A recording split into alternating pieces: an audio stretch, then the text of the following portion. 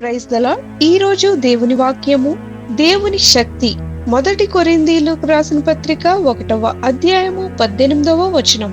సిలువను గూర్చిన వార్త నశించుచున్న వారికి వెర్రితనము గాని, రక్షింపబడుచున్న మనకు దేవుని శక్తి. ప్రభువైన యేసుక్రీస్తును గూర్చిన వార్త హేరోదు నొద్దకు, పిలాతు నొద్దకు వెళ్ళినది.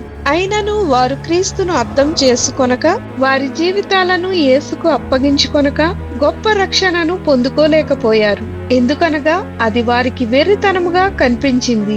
వారు సిలువను గూర్చిన వార్తను అర్థం చేసుకోలేకపోయారు. ఎవరైతే యేసుక్రీస్తును తమ జీవితంలో రక్షకునిగా అంగీకరించారో వారికి మాత్రం ఆయన దేవుని శక్తి అయి ఉన్నాడు. మనకు కూడా ఆయన దేవుని శక్తి అయి ఉన్నాడు. ప్రార్థన. ప్రభువైన యేసు, మా జీవితాలలో నీ వాక్యమును అర్థం చేసుకొనుటకు, అంగీకరించుటకు, దైవ శక్తిని పొందుకొనుటకు నీ కృపను మాకు అనుగ్రహించమని యేసు నామములో అడుగుచున్నాము తండ్రి. ఆమేన్.